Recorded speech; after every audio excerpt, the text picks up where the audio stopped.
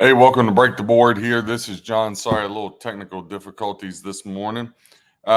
Big night last night. We moved to 3-0 in college football.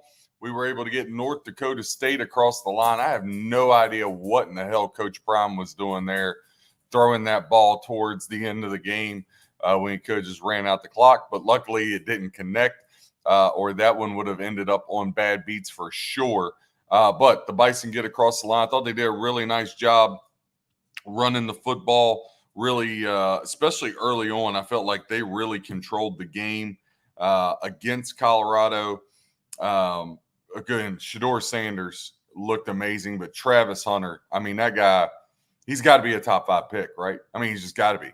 The guy is electric, did some just amazing things. I mean, the guy's darn near uncoverable. But Colorado gets the win 31-26. But we cash in again, breaktheboardsports.com right now up at the top of the screen. If you go to the website, has a promo code. You use that, you can get this week of college football, next week. So the first 2 weeks of college football, you get the first week of the NFL, and you can get all that for just $11. All of our notes. You'll have 5 to 10 plays on there. Again, we're off to a 3-0 start. We had the double unit win with the Georgia Tech Yellow Jackets last weekend. We were getting them at plus money, or at plus points rather. They won outright. Last night we had North Dakota State laid a little extra juice, minus 120 to get plus 11.5 just to be safe. We ended up not needing it. So again, 3-0, like a ton of plays. I like one play tonight on Friday. But again, even if you don't like the stuff we give, there's plenty of notes to help your handicapping. And again, that's what we're here for. We're here to help you become a better handicapper. Take the notes. We call them quick hitters. I try to keep it really light, right? You got a paragraph of boom, boom, boom, some quick information, and then some quick hitter against the spread trends to help you decide, okay, do I want to take North Dakota State or do I want to take Colorado? Again, you guys being able to learn how to handicap yourselves rather than pay people $300, $400, $500 a month. That's just not a smart thing to do if you can stay away from it. Again, last night, Cam Miller, 18 of 22, 277 yards in a tub, ran for another 81, the quarterback of North Dakota State. I thought he was absolutely electric last night, so it was good to get that win. North Carolina, they went off minus. So this one was a little tricky. This line was just absolutely all over the place. You had Minnesota open up as the favored. Then you had North Carolina switch to a minus 1.5 favored. Excuse me, I'm opening my drink here. North Carolina switched to a minus 1. Then it closed minus 2, but there were some 2.5s out there. North Carolina ends up getting the win, though, last night, 19-17. Minnesota, they couldn't row those boats to a win. They lost on a field goal there at the end to North Carolina. So that one, it's hard to really call a win or push for anybody because, again, the line was all over the place. If you got plus 2.5 with Minnesota, good for you. If you took North Carolina on the money line, good for you. I think this game is a good example of what I always talk about. And I do think juice is important because at the end of the day, unit size is what's important, right? How much profit am I putting in? And that's a little bit different strategy than I personally have had in the past, just because I've been 15 years, 150 games over. This will be 16th year, over 500. And it's always related to, 100, 115 games worth of juice, or 100, 115 games worth of units actual. But again, I've always in the past when I used to just give out plays only, it was like, hey, here's the plays, you do what you will with them. Now, again, I want to get more to an educational side, really help you guys grow. But again, you just got to win the bet. So when you had, last night was a perfect example. When you got a -3 favorite and you really like them, man, I know you say, hey, -1.3, I can get it -108, -110, -111.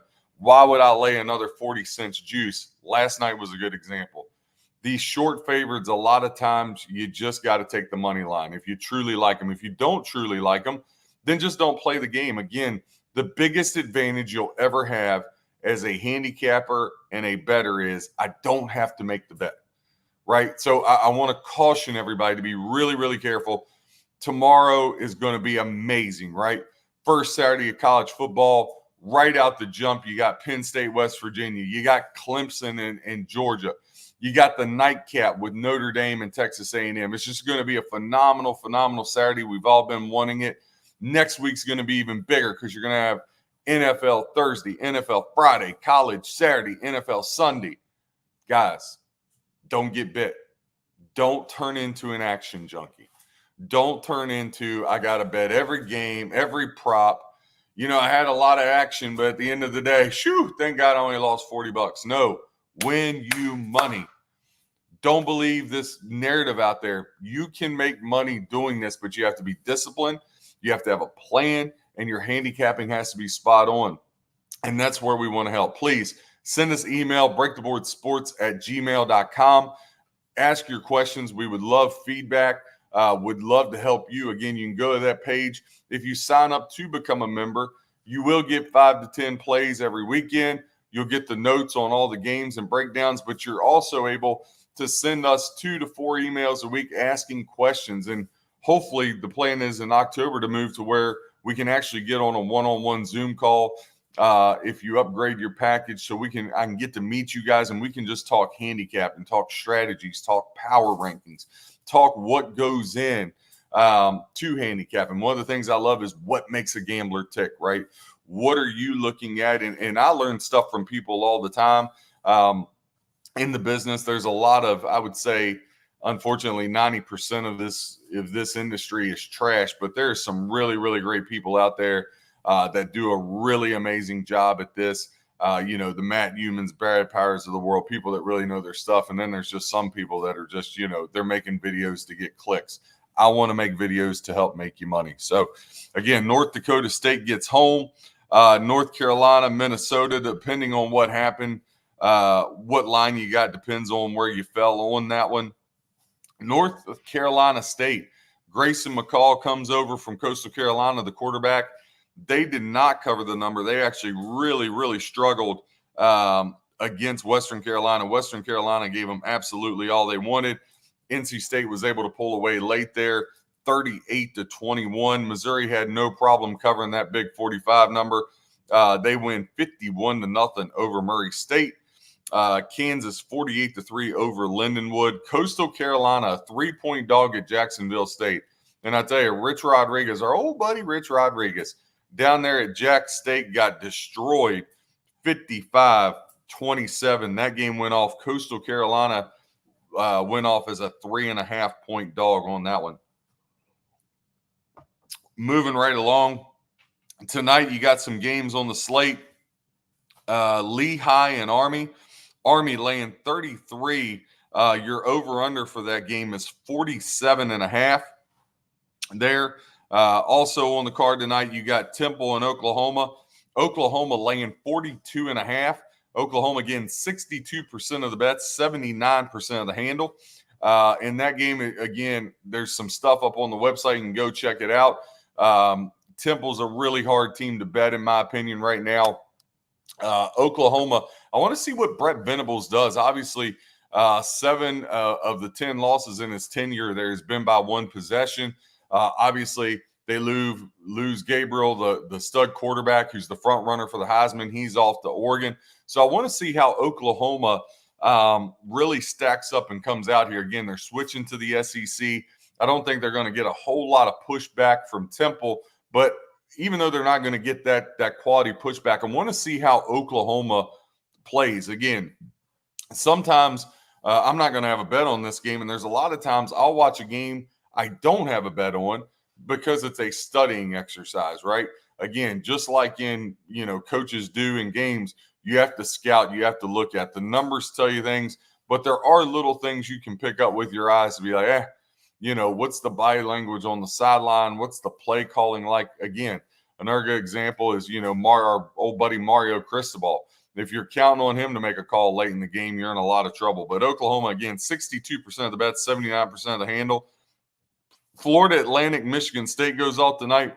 This one's been bouncing around. At one point, it was 11, jumped up to 14.5. This morning, it's down to 13.5 here at DraftKings and FanDuel. 76% of the bets go to the Sparty. 79% of the handle. Again, I think if you can grab 14.5, just don't have a lot of faith in Michigan State. Again, we have a write-up on this, breaktheboardsports@gmail.com. Don't forget to use the promo at the top. That way you get the first 2 weeks of college and NFL for just $11. And if you can, click that subscribe for us at the bottom. Elon and Duke, this one was 23.5 yesterday. It is now ticked up north of 24. The Duke Blue Devils laying 24.5, 71% of the handle and 86% of bets. So everybody on Duke. I would say if you could have got the 24 or less, I could have rode with you on Duke, even though Riley Leonard is taking off to Notre Dame. But again, when you're facing an FCS school like Elon, it's an interstate, even though Elon isn't a very powerful school, just something we don't really want to get involved with here. Western Michigan and Wisconsin, the old cheese Wisconsin. Luke Fickell really fell last year, didn't live up to expectations. Remember, they came out in that bowl game in 2022, and he just lit up, and I was like, whoa.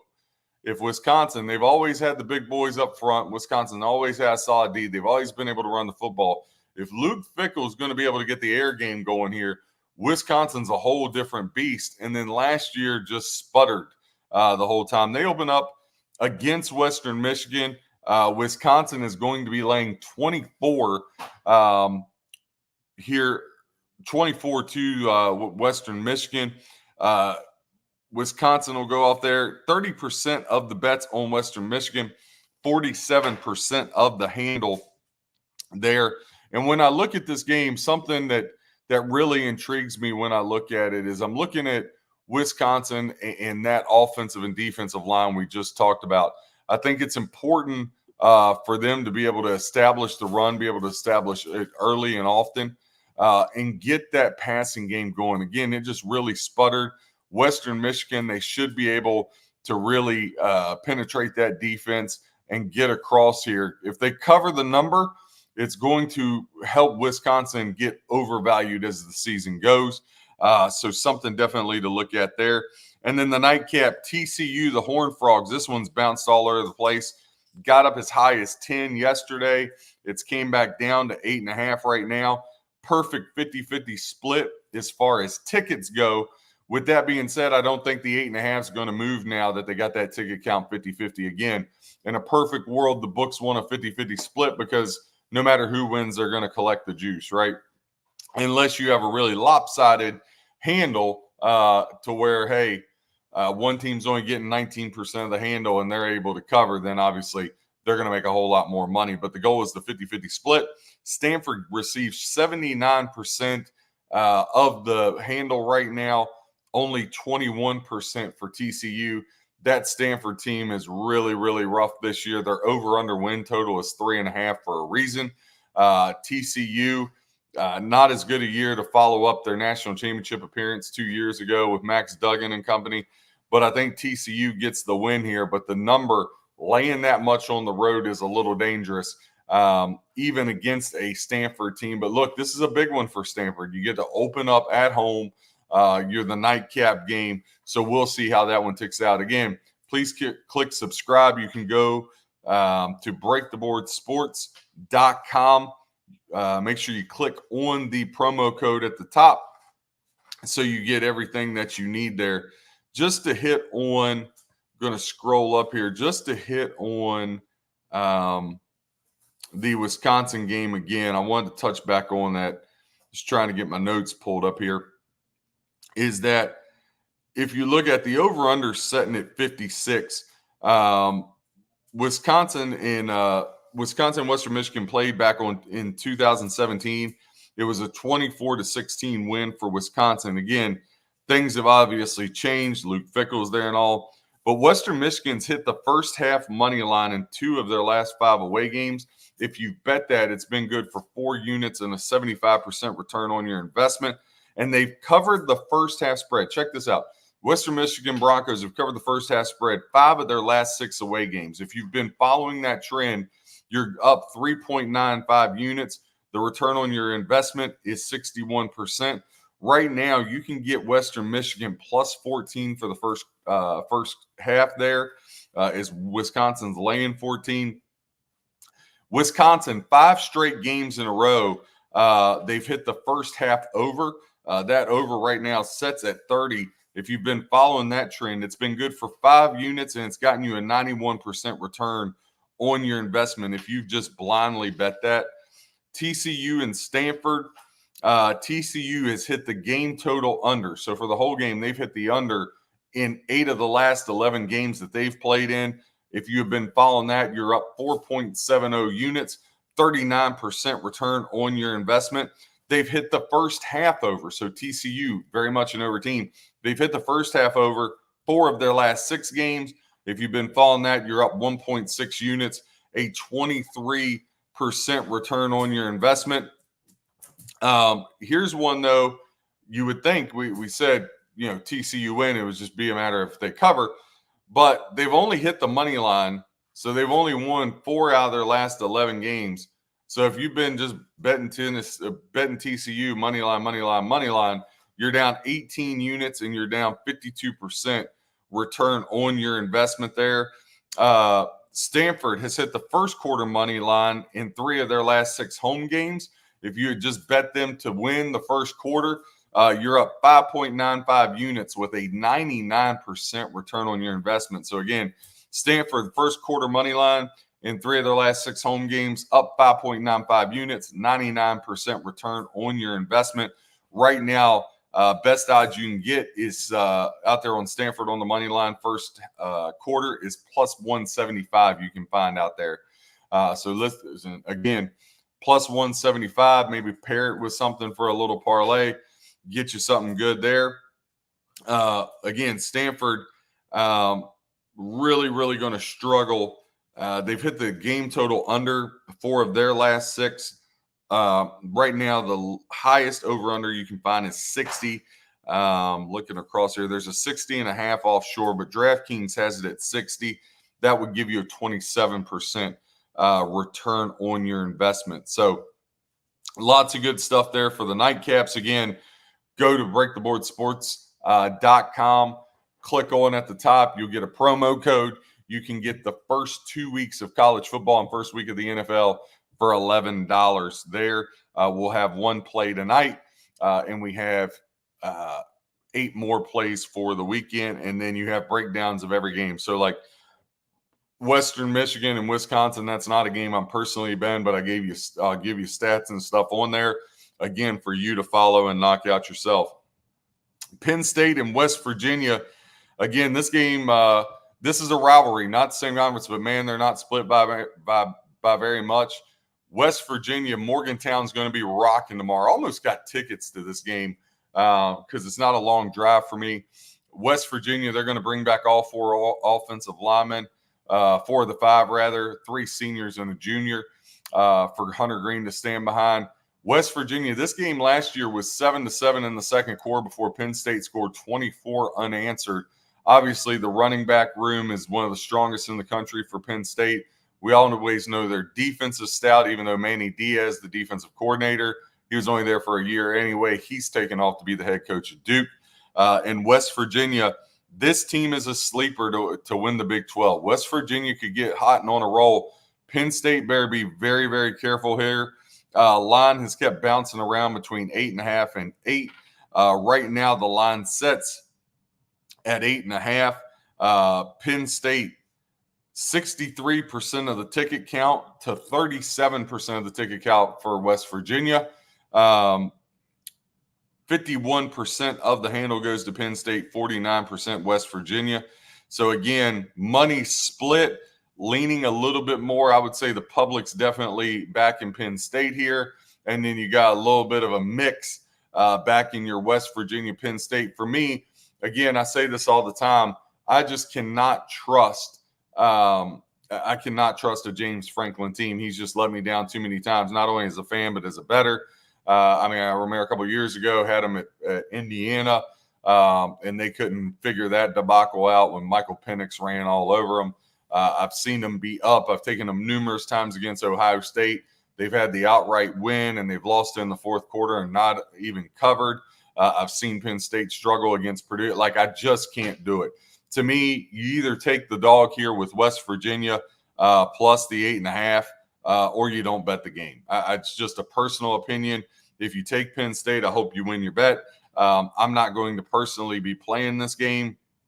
I know Penn State beat them 38-15 last year, but again, that score is a little bit deceiving. You take away that little second, third quarter run there, you're talking about a 15-14 game West Virginia. Now, Penn State, they've hit the first quarter game total under in 9 of their last 12 games. If you had just bet that blindly, you're up 5.55 units, give you a 39% return on your investment. Penn State has covered 9 of their last 13 games. Penn State covered 9 of their last 13. They're up 4.6 units, 32% return on your investment there. They've had the money line in 8 of their last 11. That would put you up 3.8 units, but it's only going to get you like a 2% return on your investment. Again, a lot of heavy favorites in the Big Ten. Basically, you can look at it and say Penn State's going to be a favorite in every game unless they're playing Ohio State or Michigan, hence the reason they never beat Ohio State or Michigan. West Virginia, they got hot the end of last year. 8 of their last 11 games, they won. If you had followed that trend, you were up 9.05 units with a 42% return on your investment. If you're somebody like me, Penn State, we just gave you the trend of how they're more of an under team in the first half especially. West Virginia, the first half money line, they've hit their last 6 games at home. So if you just bet blindly, just say, hey, I'm going to take West Virginia on the money line for the first half plus 195, which I think is great value. Again, they've hit the money line in 6 of they've hit the money line in 6 straight at home. Good for 6.65 units and a 62% return on your investment. Again, plus 195 to $2 to take West Virginia to get out of the gates quickly. I think that's really good value. Again, Morgantown, if you've never been there, it's a phenomenal place. Shout out to my buddies Lee and Josh. I think Lee's going to be there. But just a really awesome place, a ruckus place. And West Virginia may give Penn State all they want and then some. I think this is going to be a tight one. I'm just not going to have a bet on the game spread myself. West Virginia, they've covered that first quarter spread also. They've covered the first quarter 8 of the last 10 games. If you had just bet that, right now you can find plus 2.5 at Caesars is the best out there. But they've covered the first quarter 8 of their last 10 games. That's been good for 5.85 units. Gives you a 52% return on your investment. So some good numbers there. And I got to tell you, I'm not going to have a game bet, but that West Virginia first quarter spread, especially if somehow I have to look around offshore, maybe find a +3. I would love that. And definitely going to look at West Virginia money line for the first half. I think they could withstand it. I just wonder if over the long haul, you're not going to get in a situation where they're really going to struggle with Penn State's size and strength. Again, in the trenches, Penn State, that's something I got to give them. They're historically really, really good in the trenches, offensive, defensive side of the football there. So something definitely to look at going forward. Virginia Tech and Vanderbilt on Saturday. Virginia Tech, they're going to be laying 13.5. This one has been an enigma to me. And listen, Virginia Tech's got every starter back. Only team in the country that is doing that. They got the dual threat quarterback back who should really, really help them. But here's the thing. Bets have caught up a little bit. It was all Virginia Tech. It was like 82%. In the last 24 hours, they've dropped to 54%. So 54% of the tickets, Virginia Tech, 46% Vanderbilt. Now the money is still 70% Virginia Tech, 30% Vanderbilt. What's happened here is it's been all public money on Virginia Tech. Then all of a sudden, they never moved the line. It stayed at 13.5. Sharps looked at that and said, aha, line has been frozen. All the money on Virginia Tech. You haven't moved the line. We didn't get the 14.5 we want. We're going to go ahead and pounce now. So, again, I can just tell you straight up, if you're a square, your average Joe, you're just sitting there with your beer and your chips, you're a Virginia Tech guy. If you're somebody that knows how to handicap, knows what they're doing, I know it's a little scary, but Vanderbilt plus 13.5 is what you're looking at. I'm going to give out 2 free plays on here today, and one's going to be by the point rather. So you're going to lay $1.25 to $1.30. I know, juice. Vanderbilt plus 14.5, I think, is the play. That's going to be one of the 2 freebies we give out. It's a numbers game. When you're handicapping, when you're betting games, again, I talked about scouting. I think that is important in some. I do. But also it's a numbers game, right? It's a market. This whole thing is a market. You have to look at where money's going. If you follow that, more times than not, the money trail will lead you to which side you should bet. Again, I'm going to take a shot here with Vanderbilt. I know it's a little scary. Virginia Tech's tough, but I got to see it to believe it there. Illinois State will visit Iowa. Iowa laying 22.5, 70% of the handle to them, 30% to FCS Illinois State. Austin Peay, another FCS team, will go to Louisville. Louisville's laying 36.5. They're controlling 89% of the handle. Illinois State only 11%. Navy and Bucknell. Navy laying 32. This one, Navy's got 27% of the tickets, 24% of the handle. Bucknell, the dog. There must be some sharps or some math geeks that love Bucknell. 73% of tickets, 76% of the handle for them. Indiana State and Purdue, a little bit of a line flip here. Again, interstate rivalry, but Indiana State, FCS football program, going to Purdue, 32.5 is the line. Now, Purdue is getting 39% of the ticket count, but they're getting 69% of the bets, of the handle, right? So 39% of ticket count, 69% of the handle. Flip that, Indiana State, 61% of the ticket count, but only 31% of the handle. Again, you're going to see a lot of sharps or a lot of math whizzes. They're going to try to really hone in on these FCS schools, see where they can get an advantage. I don't hate on them for it. Again, I'm just giving you the information, giving you the numbers. Do with it what you will. Clemson, Georgia. This thing is just screaming Clemson. It's been frozen at 13.5, and there's still some 13.5s out there, but there's also books that have dropped it to 12.5, 12. But with that being said, it's still all Georgia money. So 84% of the tickets and 83% of the handle is Georgia, yet now the line's dropping. Again, should go the other way. Call me a sucker. I think Clemson is 100% the way to go. Again, I want to see if I can get a 13.5 as it goes up, but that's for sure 100% the way you want to go on that is to take the Clemson Tigers. Again, your hesitancy is probably what mine is. Hey, I don't want to step in front of Georgia, which I totally get that. I don't want to step in front of them either, but I don't think you can lay the points here with Georgia. If you want to put Georgia in a parlay with the money line, I think that's something you can absolutely do. But I think you're just really asking for trouble if you try to lay this number because the math just isn't working out. The trend isn't working out.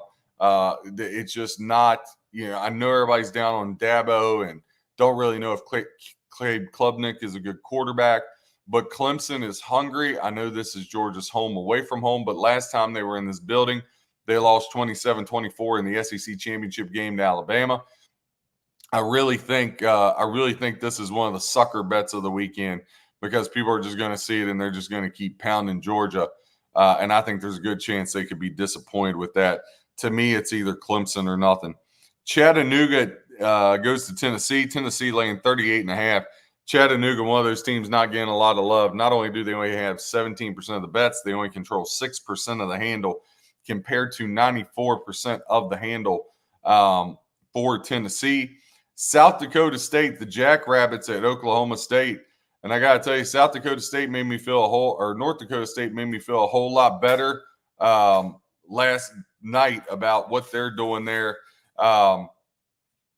as far as their trip to Colorado. The Jackrabbits, best team in the FCS, defending national champions in the FCS, head to Oklahoma State. The problem with Oklahoma State is they are loaded. They got a roster that can compete in the Big 12. The quarterback is the question. They lost their 7-year senior quarterback. He finally ran out of eligibility. So the question will be, can Oklahoma State get it done? They're in Stillwater, but I just cannot get out of my head how Oklahoma State has always struggled early on against these lower teams. South Alabama, I keep that one in my head. Like, I've just seen there be games there in dogfights early in the season. Gundy's a great coach. His teams get better as the year goes on. 100% his teams get better as the year goes on. But I just think that when I look at this, I really like South Dakota State plus the 10 here. So that's the way I'm leaning. I'm not going to argue with you if you want to lay the points with Oklahoma State. I just think the way South Dakota State, they got the returners back. They can match Oklahoma State. And again, North Dakota State game last night made me feel a whole lot better about taking the Jackrabbits in Stillwater tomorrow. So that is definitely my lean. Again, 9.5. I feel like they're baiting you a little bit. South Dakota State and Oklahoma State. Oklahoma State, again, 89% of the bets, 84% of the handle. Only 11% of the bets to South Dakota State, 16% of the handle. I like the Jackrabbits here. I'd lay $1.20 and get 10, or I'd lay up to $1.30 and get the 10.5. Give you that 2-possession game here. But I do like the Jackrabbits to cover there against Oklahoma State. Towson will head to Cincinnati. Cincinnati laying 30.5. Portland State at Washington State. Washington State's going to be laying 28. Florida International at Indiana. Indiana is going to be laying 22. Indiana receiving 64% of the bets and 69% of the handle. Kennesaw State will be at Texas San Antonio. Texas San Antonio laying 25. 67% of the bets, 73% of the handle.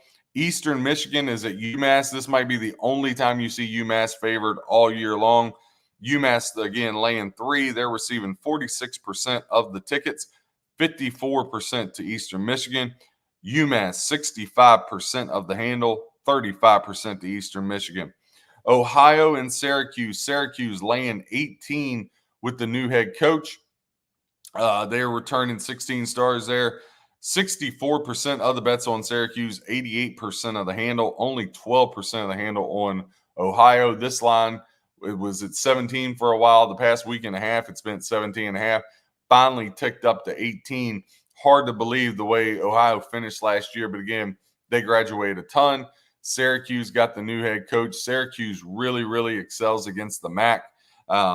They've really had a lot of success. Again, you go to breaktheboardsports.com and you sign up on one of our subscriptions. You'll see some really good notes there on Syracuse where they've really dominated the MAC, especially early on in seasons. So I'm not going to take the bait there with Ohio, even though the handle would be in my favor for sure. Akron and Ohio State, pick your score. Ohio State laying 48.5 to Akron. Ohio State, 62% of bets, 58% of the handle. We'll get to see Will Howard in that Oklahoma State offense led by offensive coordinator Chip Kelly. How does that look different? We know about the running back room. We know about the wide receivers. We know about the offensive line. That defense is going to be top 3 in the country. Ohio State, they're really, really going to put it to Oregon. I can see that 100%. They're going to put that to Akron, rather. They're not going to put it on Oregon. That's going to be a close game. But Ohio State, that's the numbers on them. Miami against Florida. This one has been frozen at 2.5. A couple threes popped up. A lot of people took them away. You can find offshore there's a couple threes left. I'm not a Billy Napier guy. I think he could be I think he could be out of a job halfway through the year. But I'm definitely not a Mario Cristobal guy. When this first came out, I said, all right, Ohio State on the money line. Miami on the money line, I can see that. It was like minus 130, got up to minus 145. I was like, you know what? Cam Ward, that Miami team, I got to looking at the roster, and I was just looking at that team, and I said, listen, they're way better than Florida. Like Miami, from a talent perspective, is way better than the Gators. But with that being said, all the monies came in on Miami. 81% of tickets favoring the Canes, 70% of the handle favoring the Canes. However, that line, it only went to 3 for a short period of time.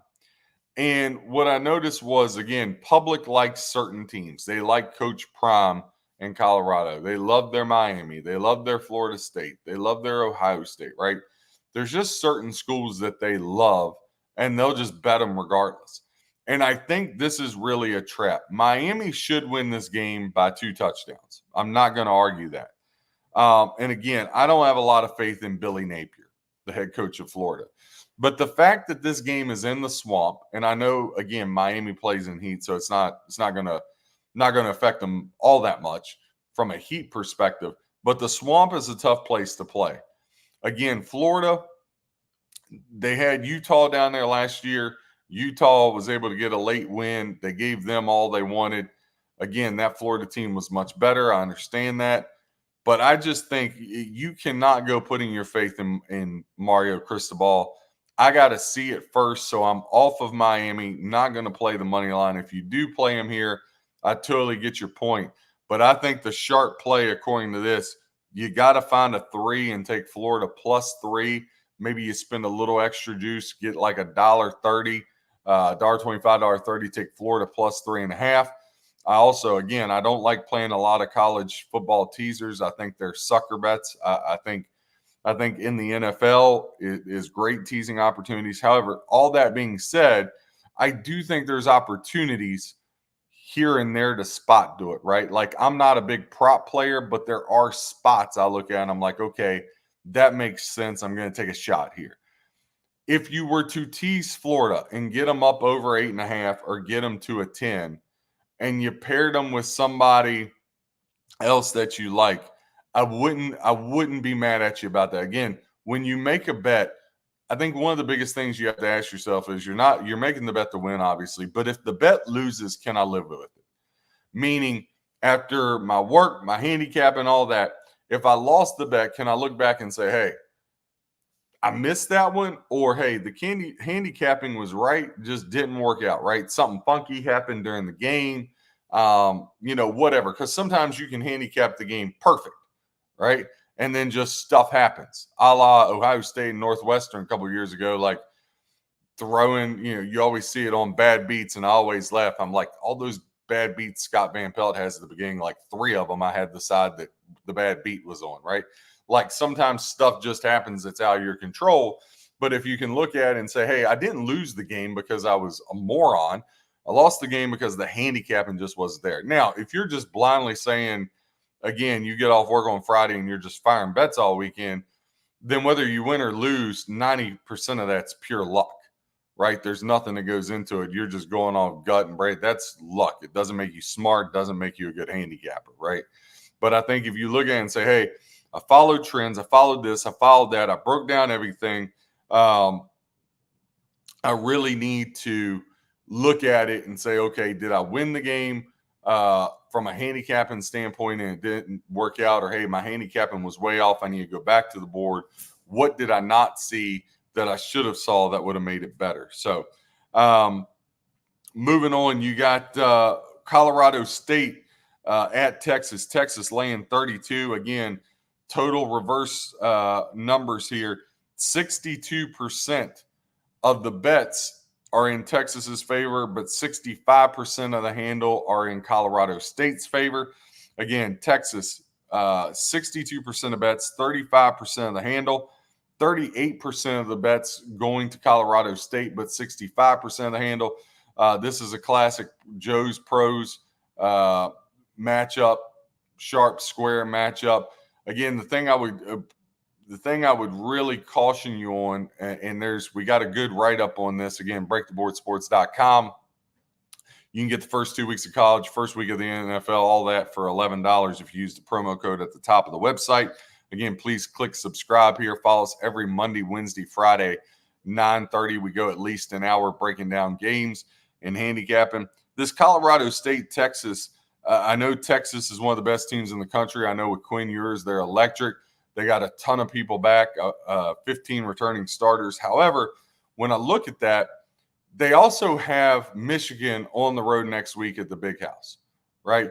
So with that being said, this Colorado State's not a bad team. They got, in my opinion, behind Hunter, maybe the best.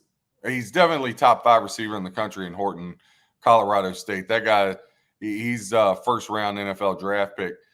So Colorado State's going to be able to score some points here. They're going to be able to score, and you just wonder, backdoor covers are a real thing late, okay?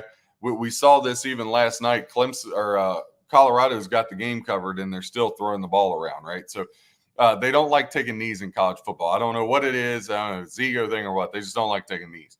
But when I look at Texas, they got Michigan next week. They got to go to the Big House. The look-ahead line, Texas is laying 3.5 there. And I just feel like that's a really dicey, you're asking them to cover 32 against a team that's not bad in Colorado State. Like, Colorado State's not a bad football team, right? Again, I understand when you're stepping in front of these teams, Texas, Georgia, Ohio State. I know that can be a danger, but you got to look at how are they playing? Who do they have next week? You got the first game of the year. Typically, teams start slow. We saw that last night in some of the games. Florida State scored on their opening drive last week. Georgia Tech scored early, and then it was kind of a standoffish, right? That game ended up 24-21. We were on the right side of that, Georgia Tech with the double unit play. So, again, just something to question about there. UTEP at Nebraska. Nebraska laying 27.5. They're receiving 63% of the bets, 78% of the handle. Miami of Ohio goes to Northwestern. Northwestern's laying 3. They're getting 76% of the bets, 66% of the money. Merrimack and Air Force laying 29.5. Money's pretty much split there, 59-49. Skipping on down, Boise State, Georgia Southern. Boise State, a team that can make a deep run here, get in the college football playoff. I would say if you're looking at futures, because you get one of that non-power fours to get in, Boise State and Liberty are the leaders in the clubhouse. I could make a case for Texas State. I could make a case for Memphis. So there's some teams in there. Appalachian State maybe. Would love JMU, but JMU lost a lot. Lost the head coach, lost the quarterback, transfers. With Boise State, 17 returning starters. Spencer Danielson took over last year, 3-1 straight up and against the spread to end the year. They won the Mountain West. They got their entire starting defense back. Boise State's got everybody back on the defensive side of the football, and we know Boise State's always been able to play really, really good defense. 5-star recruit Malachi Nelson comes in at quarterback. He hasn't been able to find the right home, comes into Boise State, the dual threat. Let's see what he does there. But it's all about Ashton Jeanty, the running back for Boise State, best player in the Mountain West by a long shot, 1,916 yards from scrimmage last year, 19 tubs. Georgia Southern, they returned 13 starters, but they got a ton of questions at quarterback. They got 2 transfers. They've been going back and forth. This Georgia Southern team, they've been really, really good the past few years. Been a good covering team for you. But Boise State, right now laying 13. Boise State's receiving 76% of bets and 76% of the handle. Only 24% of bets and 24% of the handle going to Georgia Southern. So, again, the money would say, hey, you grab the 13 with Georgia Southern. But, again, kind of like I just talked, I'm not willing to step in front of Ohio State, but I am willing to step in front of Texas. I'm not really too keen on stepping in front of Boise State right here. I want to see how they react. I want to see how they do early in the season. If they come out like I think they're going to come out here on this, I want to take a good look at them and see how they play that game. Just want to give you a couple stats here, going back up to my notes for this Boise State game. So Boise State, they've hit the first half money line 10 of their last 13 games. If you've been blindly betting that, 7.65 units gives you a 21% return on your investment. The first half spread right now, you can find a couple 7s out there, a lot of 7.5s. Boise State has covered the first half spread 10 of their last 13 games. That's been good to get you 6.8 units, 48% ROI. They've hit the game total over. So games Boise State has played in, they've went over the total 9 of their last 12. Again, your over-under setting at 56.5. 9 of the last 12 games Boise State has played has went over.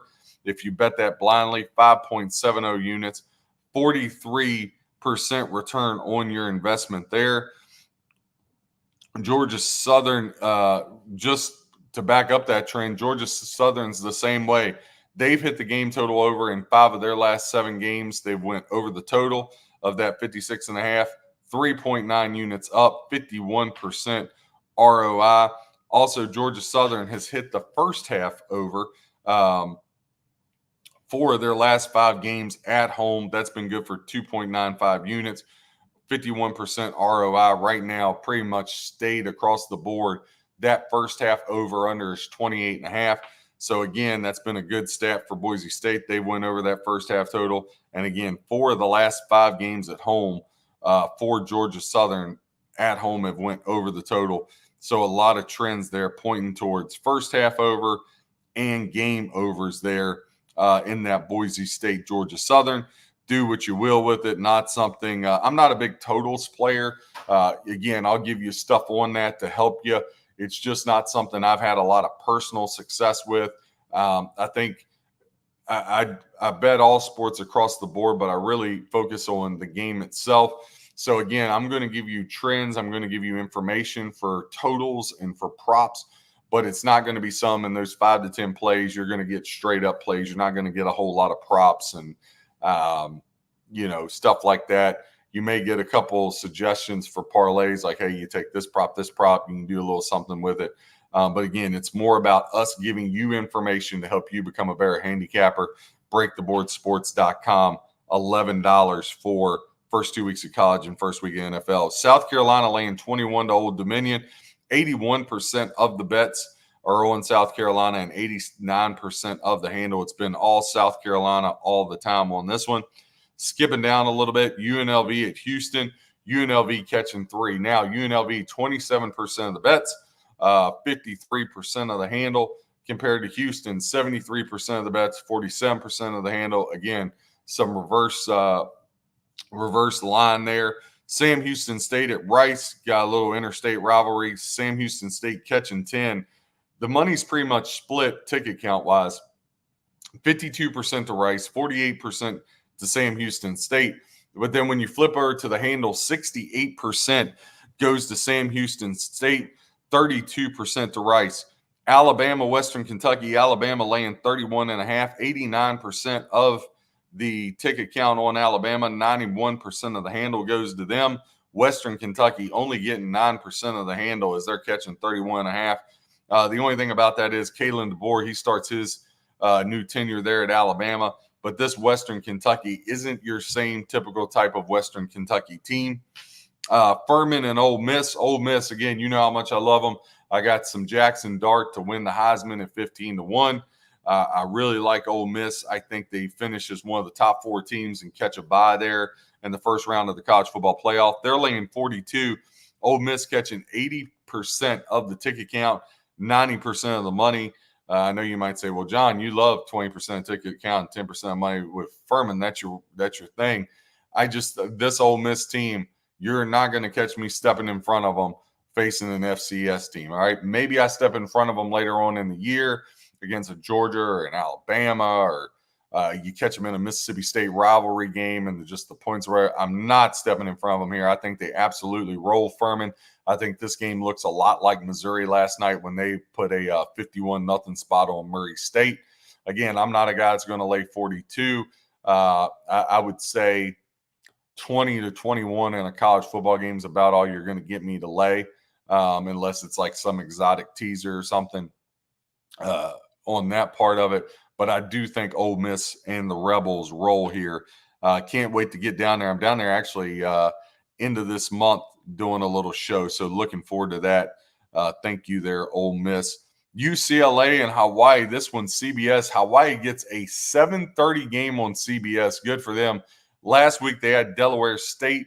Hawaii took their 15 returning starters and returning quarterback Schrager. He was 17 of 34, 2 touchdowns against the Hornets of Delaware State. Hawaii won that game 35-14, but they didn't look sharp. They actually possessed the ball 6 minutes less than Delaware State, and that's after Delaware State had all those problems getting there. But again, I told you guys last week on the show that Delaware State, you either got to take the 39.5 or you don't bet the game. That one came home for you. Not going to take credit for it, the record, though, because I didn't technically give it out, just gave you the lean. And so we can't put that towards the record, but it's good to see that the mindset and, again, the handicapping was great. Sometimes, again, you don't even have to have money on a game. Just handicap it, set your own lines. If you don't bet it, see what happens, right? Okay, was my handicapping right? Was my power rankings right? Was I looking at the right stats? Was I objective? Did I look for reasons not to make the bet, right? I think that's all those things are real important. UCLA brings back 12 starters, including quarterback Ethan Garbers. That team for UCLA was 8-5 last year, but now we start the Deshaun Foster area. Again, Chip Kelly, he's out as the offensive coordinator for Ohio State. Deshaun Foster comes in as the head coach, ex-NFL running back. Might remember him from the Carolina Panther days. And then he's got an awesome offensive coordinator, Eric Bieniemy. So I'm excited to see what this UCLA team ultimately looks like. They're laying 14 and a half. You can actually get in some spots. Now, 63% of the tickets, 71% of the money is on Hawaii. Only 37% of tickets and 29% of the money on UCLA. So definitely tilted in Hawaii's favor there. So that gives me reason to pause. But I think as this gets closer, you're going to see that even out. I would assume the public's going to come in on the Bruins. I don't think you're going to get a whole lot of public money with Hawaii, especially since they didn't blow out Delaware State last week. So I think there may be a good opportunity. This line might even tick up to 15, and you see that money even out. So follow that wherever you follow your betting splits. There's a ton of places online. Obviously, VSiN always does a really good job. We have a really good write-up about this when you get your subscription with UCLA and Hawaii. All those write-ups for Friday's games are already out once you subscribe. And then Saturday, all the write-ups for Saturday's football games will be out by 3 o'clock today. So you can check out all those. So, but I think you'll be able to get Hawaii probably somewhere at a plus 15. I think you're going to be able to find great value with them. Fresno State and Michigan. Fresno State catching 21.5. This is total landslide, guys. And it gives me great reason to pause. Again, we gave out Vanderbilt as one of the two plays. Give out free. The other one's going to be Fresno State plus 21.5. 83% of the ticket count is on the Wolverines of Michigan. Only 17% goes to Fresno State. 63% of the handle to Michigan. 37% to Fresno State. I really like Fresno State. Again, Coach Jerome Moore in Michigan, he's now officially the head man. But again, kind of like Texas, where I would kind of look to make a case, and not look to make a case. I think there's a lot of cases to take Colorado State. Just with their roster, the spot, the situation, the amount of points. I think the same thing here with Fresno State. I don't like that the head coach had to walk away, but I still like this Fresno State team. I like how their roster is built. And again, Michigan's got that big look ahead next week with Texas coming to town, where Michigan right now on the look ahead again is a 3.5-point underdog. I think this is a good spot for Fresno State. Again, Michigan, they like to keep that ball on the ground. It'll be interesting to see, will Jerome Moore open it up a little bit? But even when he stepped in last year, they really stuck to that run, that old Harbaugh way.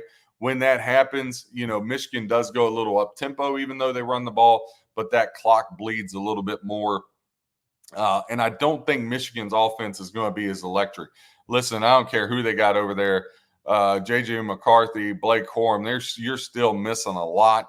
That offensive line, you lost some seniors led by the center there. So Fresno State plus 21 is going to be the other play we give out. So we got Vanderbilt plus 14.5. We're going to go ahead and mark that at $1.30. And then Fresno State plus 21.5 minus 110.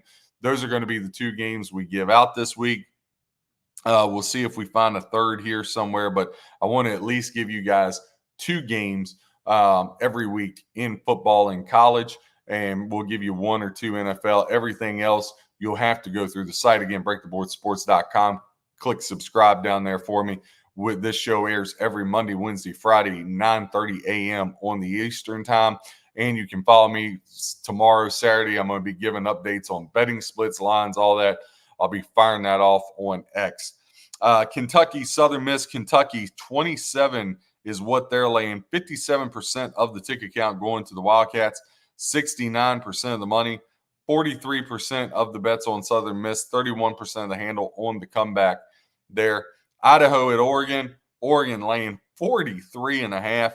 It's kind of bounced around anywhere from 42 to 45, been moving all around. Right now it settles in at 43.5 for the Ducks. 82% of bets, 92% of the handle is on Oregon. Only 18% of bets on Idaho, and 8% of the money flowing their way. Again, not stepping in front of Oregon. I think they cover this number just like Missouri did, just like I expect Ole Miss to. I just expect some of these bigger numbers to get covered. Skipping on down, Georgia State, Georgia Tech. This line's bounced around a little bit too, anywhere between 20.5, 21.5. I'm going to be interested. These schools are right in the same town there in Atlanta. Georgia Tech, 59% of bets, but only 24% of the handle. Georgia State, 41% of the bets, but they got the overwhelming 76% of the handle. So again, big red flag here for me. Pros versus Joe. You got Georgia Tech. They get the big conference win over Florida State, get the nice trophy over there in Dublin, Ireland. Now they got to come back home and you play old lowly Georgia State. And Georgia State's going to be jacked up. Remember, those kids playing for Georgia State are playing for Georgia State because they were told they weren't good enough to play at Georgia or Georgia Tech. I think Georgia State here is going to give them all they can handle. There's some 21 still out there now, so I think that's a good spot. Georgia State plus 21. I think you can find a lot of value there. Again, I like Haynes King. I like Georgia Tech.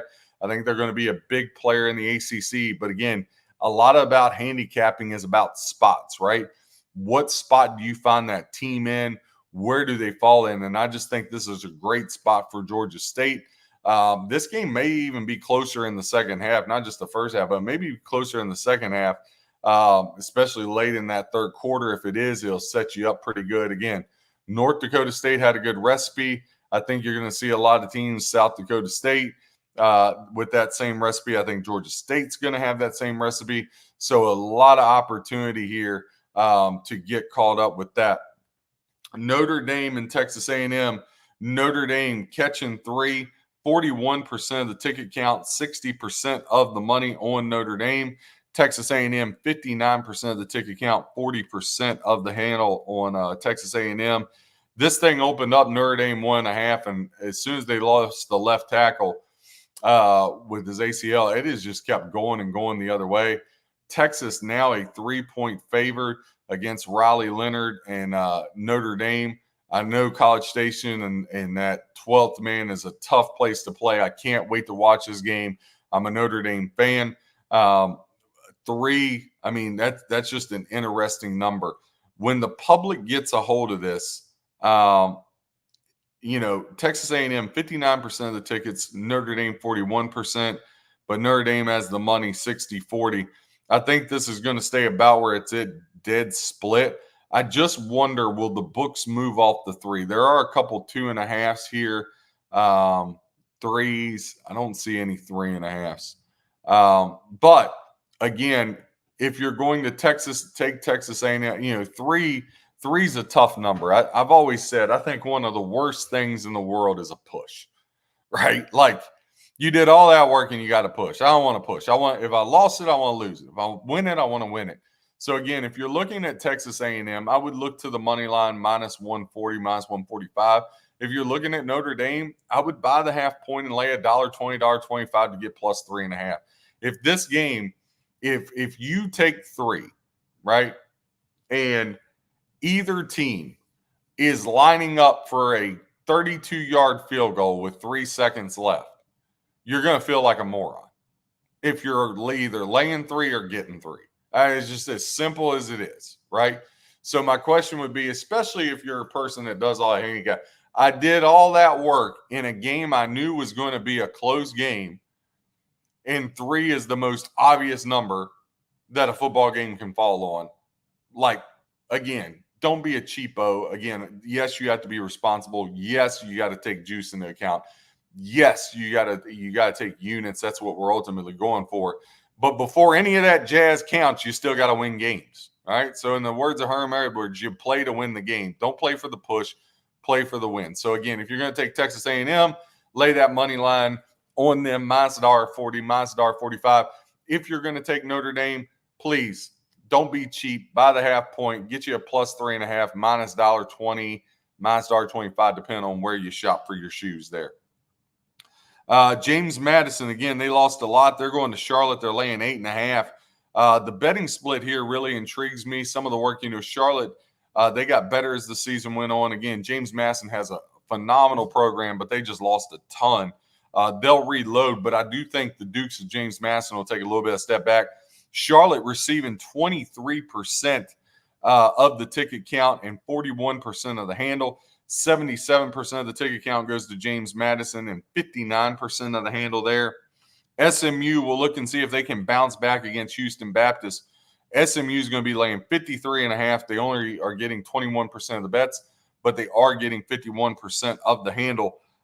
New Mexico blew that game late against Montana State, but easily covered the 14 against Montana State. Remember, that was like 8.5, blew all the way up to 14. Arizona laying 31. They're receiving 74% of the tickets, 88% of the money. Again, the coach for Arizona, he took off to Washington. Wyoming and Arizona State. Arizona State laying 7.5 at home to the Cowboys of Wyoming. Again, that one's pretty much split. 52-48 is the ticket count. 53-47 is the handle. So that one's going to probably stay right around your 7.5 as far as that goes. New look Washington. No Kalen DeBoer, no Michael Penix, no Adunzie. Lost a lot on the offensive line. They're laying 26 to FCS Weber State. Now, this one intrigues me a little bit, and I'm actually still doing some work on this game. Really not on Washington, trying to do the work on Weber State.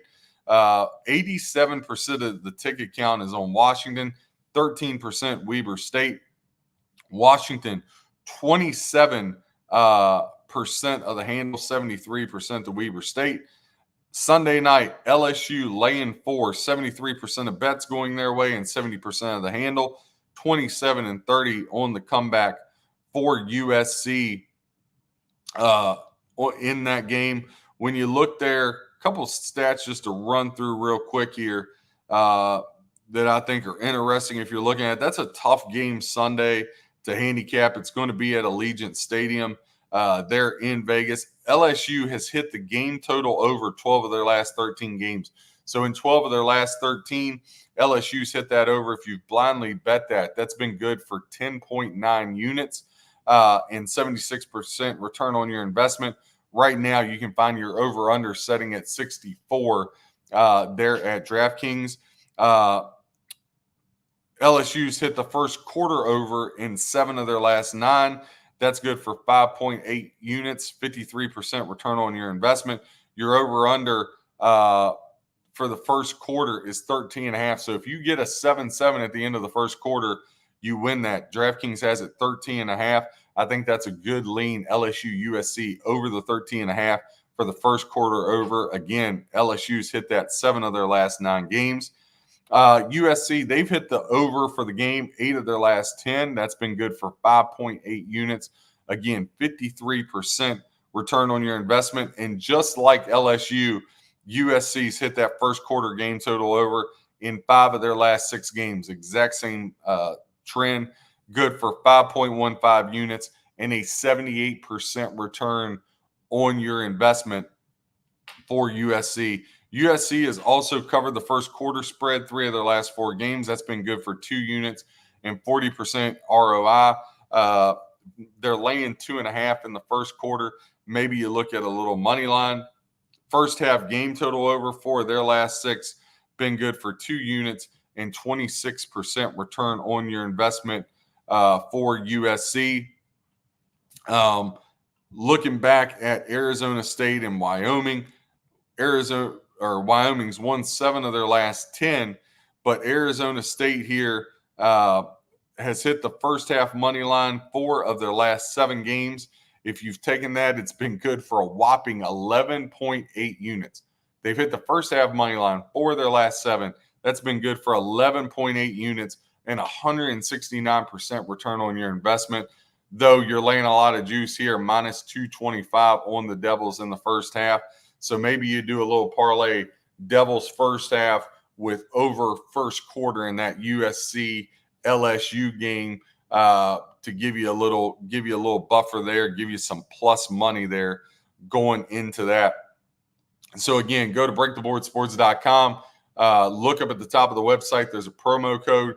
You can use that to get the first 2 weeks of college. So this weekend, next weekend, and the first week of the NFL for just $11 and some jingle. Please follow us on X. Click that subscribe. Moving on to Major League Baseball last night.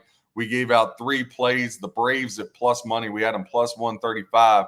We had the lead, lost in the 8th inning, ultimately fell 5-4.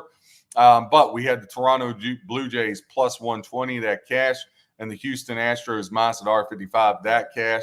So when it was all said and done, we were up 1.2 units on 2-1 in the night. Puts us over the 45 unit mark in baseball on the season. Today, to run through the Major League Baseball card real quick, just have some quick hitters for you. There's going to be a doubleheader in the Milwaukee Brewers Cincinnati Reds matchup. Game 1, Brewers minus 125, plus 105 on the comeback for the Reds.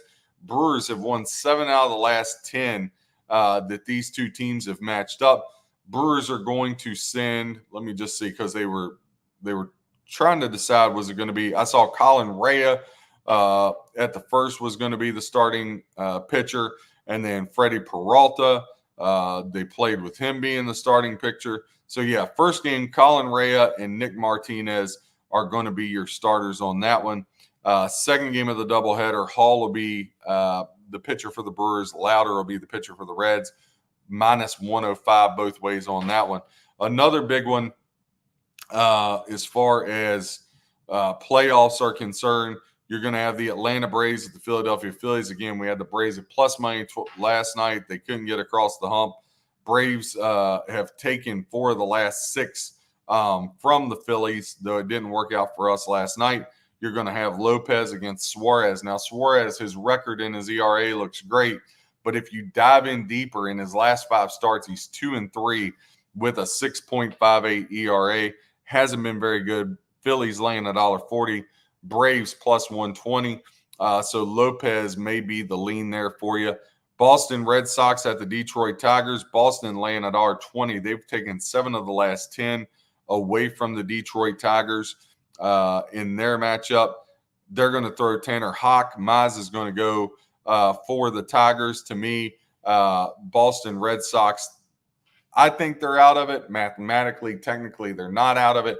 But I really like the Red Sox here to get across. Not sure if I'm going to play them myself yet. It's early here, 10:40 on the East Coast. But I do think if you're going to play this game, you go with the Red Sox. Imanaga and the Cubs, they visit Jake Irvin and the Washington Nationals. Cubs laying $1.55, plus 135 on the comeback for the Washington Nationals. Your over-under sets at 8. There is a couple 8.5s, but there's an 8 out there. Jack Irvin in his last 5 starts, 5.46 ERA.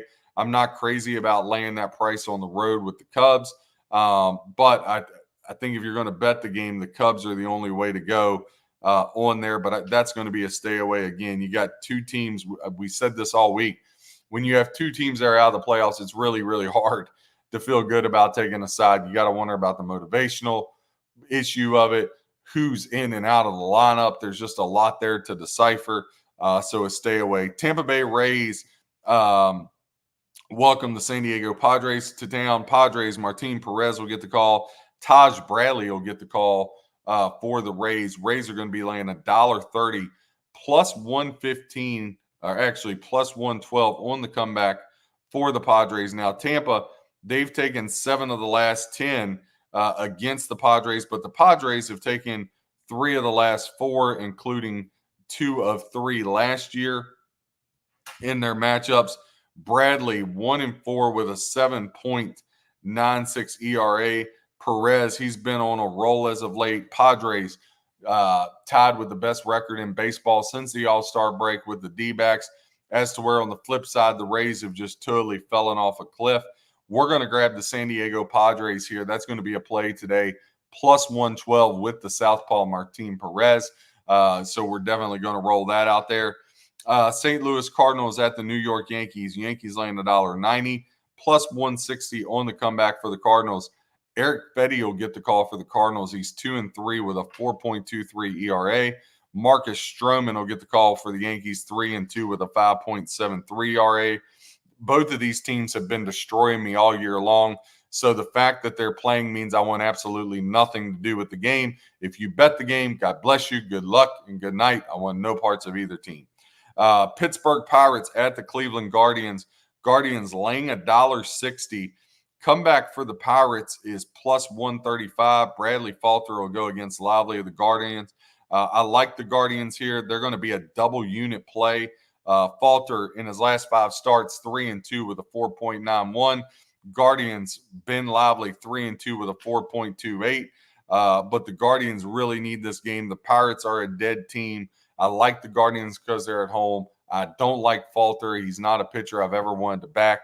So we're going to go single unit on the Padres, double unit on the Guardians. Here again, we're 45.17 units up on the baseball season this year. Oakland A's will visit the Texas Rangers. Rangers have taken 3 of the last 4 against the A's. JP Sears, the southpaw, will get the call for the A's. He's 3-2 with a 2.78. Been really, really good. John Gray will get the call for the Rangers, 2-3 with a 6.75. This Rangers team has just been a huge disappointment all year long. The Oakland A's, they're a dead team as well, but I like Sears here. So I'm probably going to spring. I'm not going to give it out, but just full disclosure, I might throw a little parlay in, and one of the teams I'm going to throw in is going to be the Oakland A's. I like Sears, like what he does. I've always had good success with Sears, and he's been really hot with that sub-3 ERA as of late. Toronto Blue Jays will visit the Minnesota Twins, minus 160 for Minnesota, plus 140 on the comeback for the Toronto Blue Jays. This season, Minnesota has taken 2 of 3 from Toronto. They've taken 7 of the last 10 from the Blue Jays. Pitching matchup here, Kevin Gausman, rough season here, the righty for the Blue Jays, but he's been much better as of late. 4-1 with a 2.84 ERA. The Minnesota Twins will throw out Pablo Lopez, 3-2 with a 2.40. Listen, Twins really need the game here desperately. Obviously, the Blue Jays, they're out of this thing. But for Lopez, against Toronto, he's won his last 2 starts, both of them last year. He went 5 2/3 in both, giving up 5 hits, 1 run, 1 earned in the last start. And the previous start, 5 hits, 4 runs, all of them earned. Both of those games, Minnesota won 3-1 and 9-1 against the Toronto Blue Jays. I just don't like the high juice when a pitcher like Gausman is running hot. So I would rather have, if I'm going to lay that, I'd rather lay it, like I said, with the Guardians rather. Guardians against the Pirates is a double unit play. Padres plus money, single play. Houston Astros minus 180, plus 155 on the comeback for the Kansas City Royals. Seth Lugo will get the call for the Royals. Man, that guy had like Cy Young stuff all year and just flopped quick. Framber Valdez will get the call, the southpaw for the Houston Astros. Royals have taken 8 of the last 10 here against the Astros, but Lugo in his last 5, 2-3 with a 5.76, as where Framber Valdez, he's gotten hot. He's back to the Valdez of old. Remember, he kind of struggled throughout the season, but has been really, really good lately. 4-1 with a 2.73 ERA. He lost his last start to Kansas City, giving up 5 hits, 7 runs back last September, but also in that same month, like 5 days before, he went 7 innings, 6 hits, 1 run, none of them earned.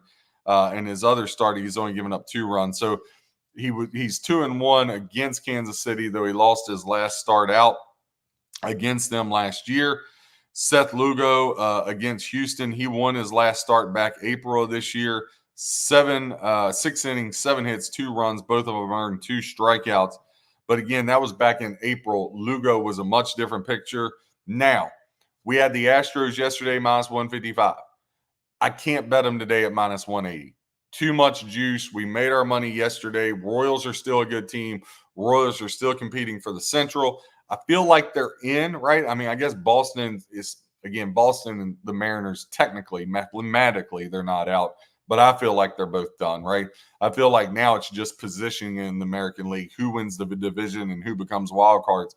So the Royals are still a real good team. Yesterday, laying $1.55. Okay, I could get down with that because, pitching matchups. Lugo could have a bounce back. I don't want to do that when you're getting him plus $1.55. You haven't gotten that with Lugo all year long. So I don't want to step in front of it. We made our money yesterday. I'll take a pass on that game today. New York Mets against the Chicago White Sox. No reason to break this down. I'm not a big fan of laying 225, especially not on the road, but there is absolutely no way you can take the Chicago White Sox. If they win, great. It'll be like their 10th win all year long, but you lay the 225 with the Mets and you keep trucking. Baltimore Orioles will visit the Colorado Rockies. Orioles laying $1.40 on the road here in this one. Albert Suarez will get the call. Love this guy, man. 3-2 with a 1.61 his last 5 starts. Austin Gomer will get the call for the Rockies. 2-3 with a 4.34. Suarez minus $1.40. I'll take that low buy-in. So we'll take the Baltimore Orioles minus $1.40 on the road. Seattle Mariners laying 190 to the Los Angeles Angels. Mariners will throw out George Kirby. Outer Gary will go for the Angels. And then the big one of the night, Dodgers Diamondbacks. Listen, Diamondbacks got an opportunity here to take over this division, right? They got an opportunity to put themselves in the driver's seat, but they need to look for a sweep here. Going to be a tall task starting out game 1 of this series. Southpaw Clayton Kershaw gets the call for the Dodgers, laying $1.35 plus 115 on the comeback with Gallen and the D-backs in this one. Now, Clayton Kershaw just got back off the DL in his last 5, 2-3 with a 3.60 ERA. He's got 3 starts in August. His last time out, though, against Tampa, his first 2 was good. Gave up 1 run to Milwaukee on August 12th. No runs in a 6-inning shutout he pitched against the Cardinals August 18th.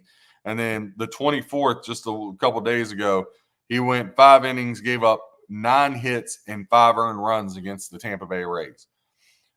All right, so, it is a little bit of that fatigue setting in. Against Arizona, he's lost 2 of his last 3 starts. His last time out back October 7th of last year, Kershaw, he only made it through a third of an inning before giving up 6 hits, 6 runs, all of them earned. Zach Gallen is who the D-backs will counter with. He's 4-1 with a 3.49. He's won his last 2 starts against the Dodgers, giving up 3 runs and 2 runs. Again, D-backs tied for the best record in baseball since the All-Star break. I got Gallen. Clayton Kershaw struggled his last time out, got bombed his last time he saw this D-backs team last October. I'll go ahead and take plus money with the D-backs, plus 115 with the home dog here. Again, we're over that 45 unit mark in baseball. We like the D-backs. We like the D-backs plus 115. We like the Orioles laying $1.40. We like the Mets laying 225. We like the Oakland A's laying plus 125. We love a double unit on the Guardians minus 160, and we like the Padres minus 115. So 6 plays, really 7 there in baseball that we're going to be on today, but gave you some information that hopefully helps you handicap. Again, you can go breaktheboardsports.com for all your sports handicapping needs information. Again, click subscribe, follow us on X this weekend. If you go to breaktheboardsports.com up above, don't forget that promo code. You get the first 2 weeks of college, first week of the NFL for just 11 and change. And I tell you what, we're even going to throw in all the Major League Baseball for that. Catch us here every Monday, Wednesday, Friday, YouTube Live, 9:30 Eastern Standard Time. Have a great, safe Labor Day weekend. God bless and appreciate you guys.